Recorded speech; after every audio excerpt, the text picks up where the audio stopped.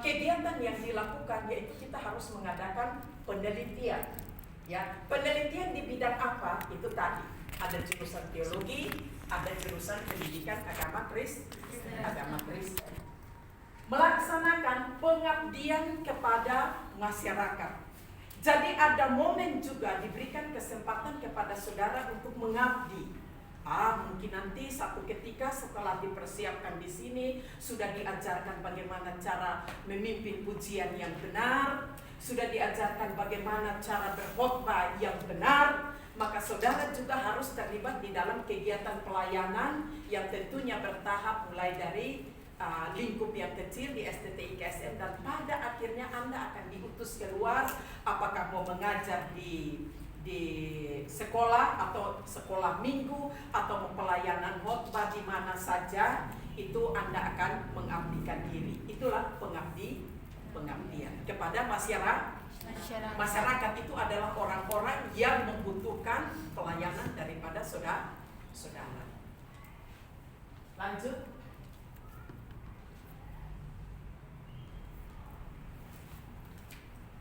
Ya, moto kita adalah Kudus, kuat, kasih. Tolong yang keras. Kudus, kuat, kasih. Tolong itu diucapkan dari kesadaran dan masuk di dalam hati. 2, 3. Kudus, kuat, kasih. Aku mau tekankan hal ini. Ini menjadi moto saudara, moto kita semua. Anda sudah lihat ada papan di sana. Warna apa? Biru. Sudah baca apa yang tertulis di sana? Maksudnya apa taruh di situ? Kenapa itu ditaruh di situ? Dipampang di situ. Kudus, kuat, kasih. Apakah hanya sekedar pamer? Tidak. Pasti ada maksud. Ya, maksudnya apa? Maksudnya ditaruh di situ yang pertama untuk menunjukkan bahwa tempat ini ketika orang melihat itu langsung dilihat ke dalam sini. Ada apa di dalam? Oh, ternyata ini ada sebuah moto. Kudus, kuat, dan kasih. Itu berarti menggambarkan bahwa orang-orang yang masuk dari sana melewati gapura itu ada di dalam harus menunjukkan 3 kata penting itu. Paham? Bisa diulangi kata saya? Kalau pada akhirnya gerbang itu tertulis kudus, kuat, dan kasih, semua orang yang lewat dari situ akan membaca dan mengetahui bahwa orang-orang yang ada di dalam ini adalah tergambar orang-orang yang tertulis di dalam kata-kata yang tertulis di gapura ini. Paham? Maka akan sangat ironis sekali apabila terpampang di sana kudus, kuat, kasih, lalu Anda masuk di dalam sini dan tidak berusaha untuk merealisasikan kata-kata itu, maka Anda keliru masuk di sini. Oleh karena itu harus kembali untuk mereposisi diri, kembali untuk mengoreksi diri. Yang ketiga adalah bahwa ketika Anda mengambil keputusan dan masuk melewati gerbang itu, syaratnya walaupun itu tidak dijelaskan panjang lebar, tetapi syaratnya bahwa yang ada di tempat ini idealnya adalah orang-orang yang tadi memenuhi apa? Kudus, kuat, kasih. Paham semuanya? Paham. Kalau tidak jelas, tolong sampaikan, tunjuk tangan biar Ibu jelaskan lagi. Ingat ini baik-baik. Ini hal yang tadi Ibu bilang sungguh sangat penting. Artinya bahwa dari anak kita masih di luar sana pasti masih melekat itu keinginan-keinginan daging. Oke? Di luar sana itu waktu kita mau datang ke sini ini masih melekat itu perasaan, pikiran ragu masuk atau tidak. Di luar sana itu masih kita terbawa pikiran bahwa nanti sebentar lagi saya mau merokok. Masih ada lagi pikiran-pikiran maksiat.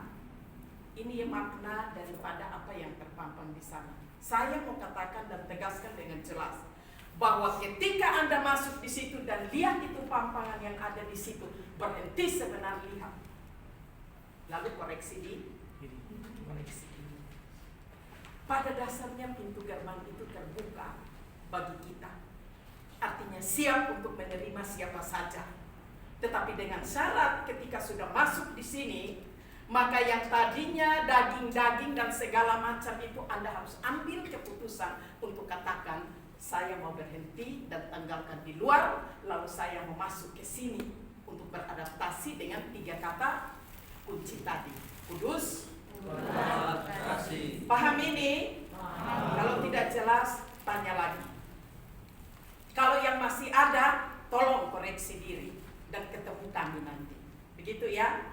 Ini saya jelaskan cukup panjang supaya semua mengerti. Karena ini hal-hal yang sungguh sangat penting, yang harus diketahui dengan jelas. Kalau kamu tidak tahu jelas ini, maka kamu juga nanti masuk di dalam amburadul. Dan sekarang saya katakan ini, kalau tadi kamu belum tahu, belum saya ajarkan ini, belum saya sampaikan ini, lalu kamu lakukan, masih adalah pemahaman bahwa memang kami belum sampaikan. Tetapi setelah kami menyampaikan hal yang sangat penting ini, dan Anda sudah jawab kalau sudah paham, tetapi pada dasarnya Anda tidak melakukan itu, Anda akan mempertanggungjawabkan itu pada aturan yang berlaku di tempat ini.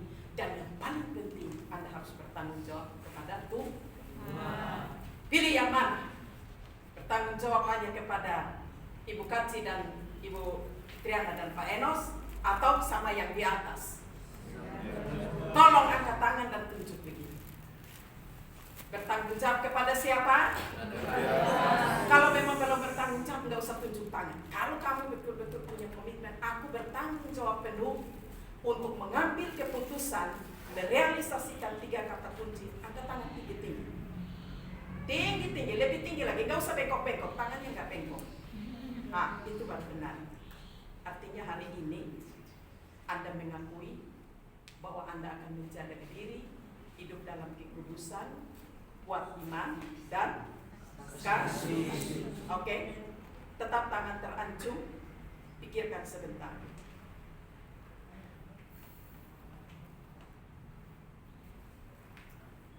Baik. Artinya bahwa engkau sudah mengangkat tangan kepada Tuhan. Tuntun saya, bawa saya untuk masuk di dalam kehidupan kudus, kuat dan kasih. Ini kiranya menjadi komitmen Anda. Terima kasih. Turun. Lanjut. Nah, tadi Ibu bilang untuk mencapai gerakan misi yang tadi itu, yang sudah Anda ketahui, maka bidang kemahasiswaan dan pelayanan itu mengacu kepada ayat firman Tuhan yang ada di dalam Esra pasal 7 ayat 10. Mari dibacakan 2, 3. Esra telah bertekad untuk meneliti taurat Tuhan dan melakukannya serta mengajar ketetapan dan peraturan di antara orang Israel. Oke, jadi Esra, siapa Esra itu? Esra di dalam perjanjian lama dia adalah seorang ahli Taurat. Tapi dia bukan sekedar tiba-tiba jadi ahli Taurat. Tidak. Semua tolong perhatikan. Dia menjadi ahli Taurat itu sudah melalui sebuah proses yang luar biasa. Dan yang paling berat adalah ketika umat pilihan Tuhan itu berada di bawah penindasan, tekanan di Babel. Itu mereka nggak bisa buat apa-apa. Mereka hilang segala sesuatu disebabkan karena dosa. Dan akibat daripada dosa itu membuat umat Israel, bangsa pilihan Tuhan ini, berada di dalam sebuah keterpurukan hidup. Hidup terbatas, hidup dikuasai oleh orang-orang yang tidak seiman, ditekan tidak boleh untuk beribadah. Bahkan mereka mengalami penderitaan, itulah Sadrak, Mesak dan Abednego. Dimasukkan, bukan saja dikucilkan, dimasukkan ke dalam yang menyala-nyala di dalam gua. Dan coba bayangkan itu, menderita tidak? Menderita. Tetapi oleh rencana Tuhan pada akhirnya dia memilih yang namanya Ezra, mempersiapkan dia. Lalu Ezra merasa bahwa waduh, tidak ada satupun jawaban untuk menyelesaikan masalah kami sebagai umat pilih. Akhirnya dia mulai berdoa dan dia mulai meminta kepada Tuhan. Waktu dia berdoa lalu meminta kepada Tuhan itu bukan saja berdoa supaya Tuhan selamatkan kami bebas, tidak. Ezra punya sebuah komitmen bahwa untuk keluar dari keterpurukan itu, maka mereka harus dibebaskan keluar dari perbudakan di Mesir. Lalu Ezra bertekad, dia menuliskan bagian ini untuk meneliti Taurat Tuhan. Meneliti Taurat Tuhan itu berarti meneliti peraturan yang Tuhan berikan kepada mereka. Ingat ini baik-baik. Siti bisa lihat kembali ya. Jadi Ezra menuliskan ini, dia punya tekad, dia punya kerinduan. Bukan saja bebas selamat dari penderitaan ya Kevin, tetapi dia punya tekad, lihat kembali itu. Aturan-aturan yang baik Tuhan berikan kepada kami supaya kami lakukan dengan baik agar kami nanti keluar dari keterpurukan hidup tadi. Paham? Keluar dari itu. Maka untuk keluar dari situ, jauh sebelum itu Tuhan sudah kasih aturan. Kalau kamu begini, kamu akan hidup. Kalau kamu begini, kamu akan selamat. Kalau kamu melanggar, kamu akan seperti ini. Kalau kamu tidak mentaatinya, maka akan jadi seperti ini hidupnya. Fakta. Paham? Itulah sebabnya Ezra waktu menyadari keterpurukan hidup mereka, dia melihat itu, dia teliti baik-baik itu Taurat, lalu dia mau melakukan serta mengajarkan ketetapan dan peraturan di antara orang Israel, karena orang Israel sudah kabur, orang Israel sudah buta, orang Israel sudah tidak peduli, orang Israel sudah memberontak atas Taurat Tuhan. Akibatnya tadi apa? Hidup segan, mati tak mau. Itulah penderitaan yang paling susah. Satu-satunya solusi terbaik adalah ini. Kembali, meneliti kembali apa itu aturan-aturan yang akan memperbaiki kami. Ezra sebagai seorang ahli Taurat, dia punya tekad untuk menyelidiki itu, dan dia punya tekad juga untuk memahami itu, dia punya tekad juga untuk melakukan itu. Saya semua harus mengetahui itu. Lanjut. Ya. Selanjutnya di dalam 2 Timotius pasal 3 ayatnya yang ke-16, di sana dikatakan apa? Segala balasan baik, mohon maaf. Kalau baca Alkitab dengan nada diseret-seret seperti itu, maka terseret-seret pula lah kehidupan kita. Tolong dibaca dengan tegas supaya dapat dipahami dengan benar. 2, 3. Segala tulisan yang diilhamkan Allah memang bermanfaat untuk mengajar, menyatakan kesalahan, untuk memperbaiki kelakuan, dan untuk mendidik orang dalam kebenaran. Saya tidak akan menjelaskan panjang lebar, tetapi saya tekankan untuk ini dihafal. Tadi ayat pertama Ezra, dan ayatnya yang kedua ini harus dihafal. Setelah dihafal, tolong lihat baik-baik segala tulisan yang diilhamkan oleh Allah itu yang di dalam Alkitab, maksudnya tulisan yang ada di dalam Alkitab itu ya, itu punya manfaat yang luar biasa. Untuk apa? Untuk mengajar. Untuk apa? Menyatakan kesalahan, Terus memperbaiki kelakuan, terus dan mendidik orang dalam kebenaran. kata pertama, mengajar itu semua orang semangat tinggi. Karena nanti mengajar tamat, dapat ijazah, lalu pergi jadi PNS, dapat gaji. Hasil daripada mengajar. Tetapi ingat baik-baik, itu tidak akan tercapai kalau kamu tidak menerima yang untuk menyatakan apa? Firman Tuhan itu diberikan kepada kita, kita harus pelajari baik-baik, karena di dalam firman Tuhan itu pasti akan ngomong tentang pencuri kita, akan berbicara menyangkut dengan pikiran jahat yang suka menonton seks bebas, suka porno-porno. Alkitab sudah melarang semua itu. Dan ingat ini baik-baik.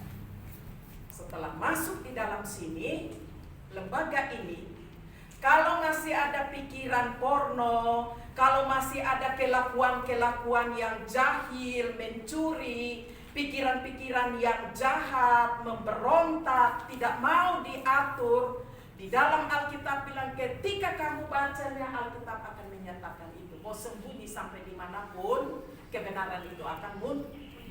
Ini lampu ini saya suruh kalian pakai baju dan segala macam, mau cara apapun kau tutup, tetap juga akan muncul terang. Terang itu nggak bisa untuk ditutupi. Paham? Maka yang namanya kesalahan itu pasti dengan sendirinya itu akan tersingkapkan oleh terang. Jadi tolong ini diperhatikan. Untuk menyatakan kesalahan, untuk memperbaiki apa? Kelakuan. Perhatikan baik-baik, saya hanya ngomong di ini saja karena sangat penting. Ya, memperbaiki kelakuan. Jadi yang tadi itu kita datang dengan itu melekat di diri kita, masih suka merokok, sembunyi-sembunyi, bilang ke ibu asrama, bilang saya tidak merokok, tetapi pergi ke pom bensin sana, kita nggak tahu berapa bungkus yang sudah habis. Alkitab akan mengatakan itu kepadamu, dan roh yang ada di dalam dirimu akan senantiasa mendakwa kamu bahwa kamu salah, kamu salah, kamu salah. Ya, itu Kori pasti udah pernah mengalami itu. Ya, Korea, saya tahu kamu capek, tetapi tolong sedikit buka mata sipitnya, karena orang timur itu matanya itu terbuka gitu ya. Paham ya? Oke. Lalu memperbaiki kelakuan. Jadi firman Tuhan itu tidak saja mempermalukan orang, tetapi firman Tuhan itu berguna untuk memperbaiki yang tadi tidak benar menjadi yang benar. Yang benar. Itulah sebabnya ada bapak dan ibu asrama yang akan menuntun saudara, menolong saudara, memberikan peraturan untuk menolong kamu supaya memperbaiki yang tadi sudah salah-salah tadi. Ya, memperbaiki kelakuan dan untuk mendidik orang ke dalam kebenaran. Nah, ini endingnya. Kalau kamu nggak sampai pemahaman ke di sini, nanti si Indri juga dia nggak akan tahu apa-apa ini. Indri pasti nggak tahu apa-apa. Ini contohnya, ini orangnya tahu ya, bukan tidak tahu. Jadi kalau kamu mau supaya mengajar itu berhasil, itu diikuti oleh yang tadi kalimat-kalimat yang ibu kasih tanda kepala itu. Paham ya? Oke. Apa yang akan dilakukan harus didasarkan pada apa yang diilhamkan Allah melalui Alkitab. Mengajar orang siap, tetapi jika pada tahap menyatakan kesalahan, memperbaiki yang salah, di sini orang akan memberontak. Yang setuju katakan ya. Ya. Anda adalah pemberontak. Jangan terlena dalam perkataan lalu dengar bilang aduh kok begini. Aduh, dengarkan baik-baik kata-kata itu lalu dipahami. Bisa ya? Bisa ya? Coba Anda baca sendiri itu. Kalimat yang nomor 2 itu. 2, 3. Mengajar orang siap, tetapi jika pada tahap menyatakan kesalahan, perbaiki yang salah, di sini orang memberontak. Siapa yang memberontak kalau menyatakan kesalahannya? Mau memberontak? Tidak. Jawabannya tidak memberontak. Ya, artinya dengan lapang diri terima untuk dibentuk. Oke. Kalau memberontak itu kakak-kakak semester, ibu titip pesan. Kakak-kakak panitia, kalau sudah lihat ciri-ciri memberontak, tolong cepat itu digunting. Ya, pasti nggak di luar sana.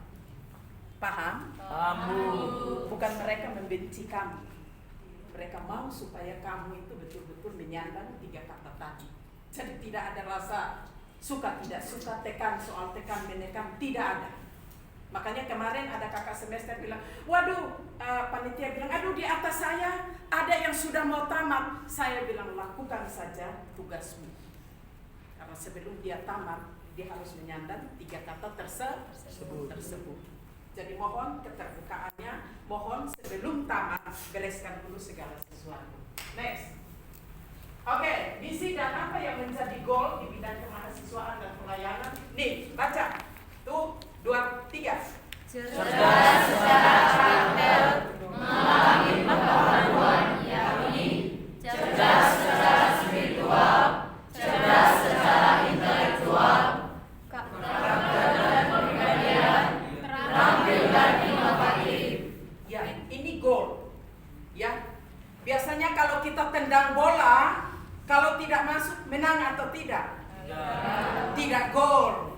Tapi kalau tendang bola, lalu dengan jitu masuk, semua orang berteriak bilang apa?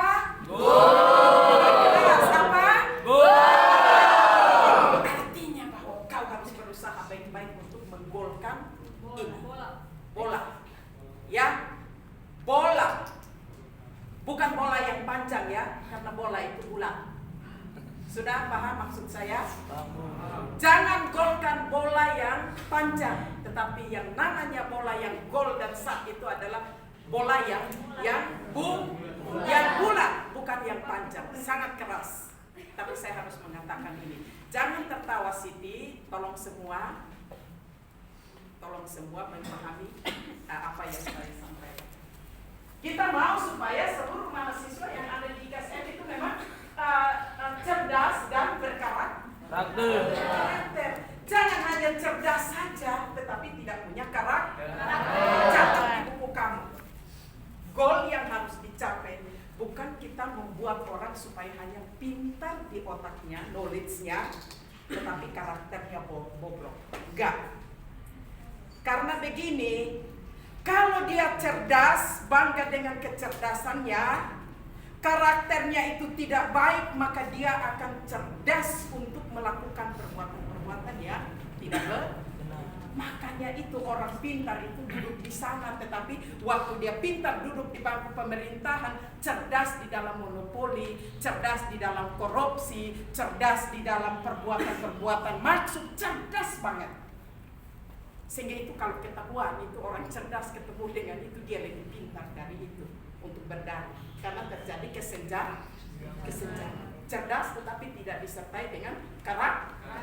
Makanya itu untuk membentuk karakter, itulah kami bagian kemahasiswaan. Sudah ya, berat. Itu berat. Nanti ibu dan bapak asrama akan lebih menjelaskan itu. Tetapi kita mau supaya goal yang dicapai itu adalah cerdas dalam spiritual, soal kerohanian, cerdas secara intelektual, pengetahuan, cerdas dalam kepribadianmu yang punya wibawa, menjaga derajat dan statusmu sebagai hamba Tuhan, ya, mempunyai inovasi, terampil dan inovasi. Setiap kesempatan, segala sesuatu yang nanti pada akhirnya Anda lihat, maka Anda lihat. Kalau saya lihat ini begini, aku mau buat ini lagi jadi begini. Itu mahasiswa yang ciri-cirinya mau mencapai goal. Oke, lanjut. Mengalami perubahan, yaitu melalui apa? Melalui apa? Yang pertama, melalui pengajaran firman Tuhan. Oke, pengajaran firman Tuhan. Ibu mau katakan ini, ingat baik-baik. Saya tidak biasa ngomong banyak, tapi kalau hal penting kamu tidak dengar, lalu kamu abaikan, kamu akan rugi. Poin pertama, kamu untuk mencapai goal itu harus melalui pengajaran. Proses pengajaran itu akan berlaku dari asrama, mengajarkan kepada kamu cara nyapu yang benar. Michael, Indah, Simon itu bagaimana cara berbicara yang sopan dan santun. Stefanus itu bagaimana nanti kalau menghadapi kakak tingkat itu gayanya seperti apa, berkaitan dengan karakter. Semua itu diajarkan. Paham? Paham. Setelah diajarkan diharapkan saudara mengerti. Itu dalam lingkup kemahasiswaan berkaitan dengan karakter. Tetapi ingat, tujuan utama kamu datang dari pagi jam 8 10 sampai dengan jam 4 sore, itu kamu duduk di kelas. Itu bayarannya mahal sekali. Bayar dosen itu tidak gampang. Dan untuk mengerti pengajaran itu Anda nggak bisa hanya baca saja, tetapi harus disertai dengan pengajaran yang disampaikan oleh para dosen. Oleh karena itu, duduk di kelas, jangan mengantuk, jangan keluar terus, jangan beralasan. Duduk di situ, dengar baik-baik itu pengajaran mereka apa. Nanti kalau berkhotbah seperti ini caranya, langkah pertama, langkah kedua, langkah ketiga, langkah keempat. Hafal itu baik-baik, perhatikan itu. Tidak jelas, angkat tangan. Tanya sama dosen. Harga mati. Sudah? Nanti ke depan Ibu Triana, Pak Enos akan cek itu. Apakah waktu pengajaran itu disampaikan kamu paham atau tidak? Karena apa? Realisasinya itu akan nanti masuk di dalam ranah kemahasiswaan. Datang ke sini, maaf kata, ke depan kalau tidak tahu bagaimana ilmu homiletik dan hermeneutik, kami akan usulkan untuk tolong kembalikan dia di semester 1. Karena belum belajar. Betul? Waktu kamu datang, serahkan kepada kami. Kamu sudah harus siap untuk membuktikan bahwa aku sudah belajar. Itu baru namanya belajar. Tapi kalau kamu belum bisa buktikan dalam khotbah yang nanti akan ditolong oleh bidang kemahasiswaan mengadakan pelayanan, dibantu juga untuk mengajarkan, mengingatkan, kamu abaikan itu, Anda adalah orang yang rugi. Bisa ya? Jelas? Mudah-mudahan Roh Kudus ingatkan kalian. Amin. Ya? Melalui keteladanan dan perkataan serta perbuatan. Kalau kamu terima pengajaran itu dengan baik dan kamu mau realisasikan, itu akan terlihat dalam teladan hidup. Terampil berpikir, terampil menyapu, terampil membersihkan kaca, terampil untuk mengenata lingkungan yang ada karena kalian ada di sini. Ya, terampil di dalam hal belajar. Terampil juga di dalam hal menerima informasi, jangan sembarang. Ya udah, lewat aja begini. Yang penting kan saya sudah kasihan bayar ongkos kuliah itu mahal sekali, sangat mahal. Dan saya ada orang di dalam pergumulan untuk membiayai anak studi.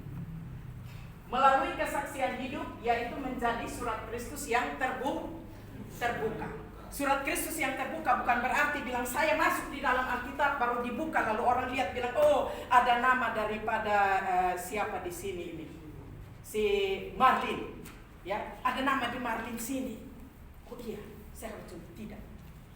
Yang namanya suratan terbuka adalah bahwa aku waktu kamu belajar lalu kamu keluar di sana melalui cara berdirimu, melalui cara engkau melihat, melalui cara engkau bekerja, melalui cara engkau berpikir, melalui cara engkau mengeluarkannya melalui perkataan, melalui sikap dan tindakan nyata, itu akan membuktikan siapa saudara. Sudah, Stefanus, Simon, Kevin, semua sudah paham ini? Harus memberikan teladan itu enggak dibuat-buat, tetapi teladan itu didasarkan oleh pengetahuan tentang apa? Kebenaran firman Tuhan, punya kerinduan untuk melakukan. Maka kalau kamu sudah jadi seperti itu, mau taruh kamu di pojok sana yang paling gelap dan di sana banyak setan-setan yang akan setuju dan mendukung engkau akan katakan tidak. Itu keputusan kamu. Gitu ya? Setan-setan ada di sana nanti bilang, waduh ini gudang garam nih ada di sini. Ada yang bilang, kok tidak ada yang lihat ibunya ibu asrama lagi tidurnya nyak. Bapak asrama, oh enggak masih jauh. Ada satu mata yang sementara melihat saudara.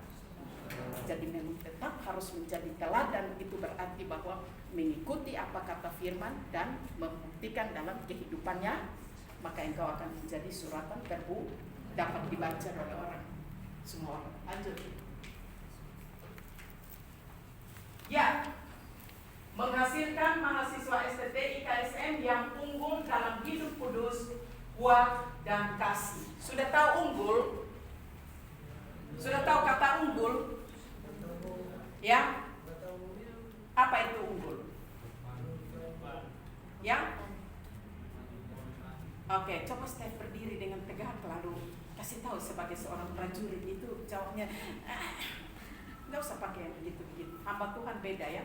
Coba. Bagaimana? Unggul berarti maju ke depan. Ada lagi? Terima kasih duduk. Unggul artinya apa? Ya, Diandalkan. ya. Dapat diandalkan. Unggul adalah dapat diandal. Ya. Unggul itu berarti kualitas, memiliki kualitas. Ya, mana ya? Jadi yang namanya kualitas itu, misalkan kamu taruh di sini, ini ada banyak sekali jagung. Nanti ada yang kropos lah, ada yang setengah berisi lah, ada yang padat lah, ada yang kelihatannya bagus. Anda harus pilih dari semua itu yang terbaik. Itu namanya unggul. Unggul dalam berpengetahuan, unggul dalam berkarakter, unggul di dalam apa? Sikap. Nah ini dia. Kita butuh orang-orang yang unggul dalam itu dia 3 kata kunci tadi. Makanya setan datang mengganggu pikiranmu, membuat engkau bilang, apa yang bikin aja, kita enggak ini. Engkau harus katakan, aku orang yang unggul. Aku enggak mengabaikan itu. Aku harus kuat. Aku juga harus hidup di dalam selalu 3 kata itu. Kalau tantangan sudah datang, ingat 3 kata ini. Sudah? Lawan itu. Karena ini ada tertulis di dalam Alkitab. Paham? Jangan sampai kamu mengecewakan orang tua, jangan sampai kamu mengecewakan lembaga, terutama Tuhan. Berapa slide lagi, Pak Enos? Coba lihat. Ada 6 slide lagi. Oke. Ya. Sekolah Tinggi Teologi adalah lembaga pendidikan formal dipanggil oleh Tuhan menjadi wadah khusus. Oke, lewat tadi saya sudah singgung sedikit. Kemahasiswaan, bidang kemahasiswaan dan pelayanan adalah salah satu wadah penting di lembaga pendidikan STT IKSN Sekolah Tinggi Teologi Sentosa Asih, yaitu untuk membina, terus apa lagi? Membimbing. Saya tidak suka orang baca pelan-pelan. Samantha coba, Samantha berdiri. Kita mau lihat Samantha cara bacanya.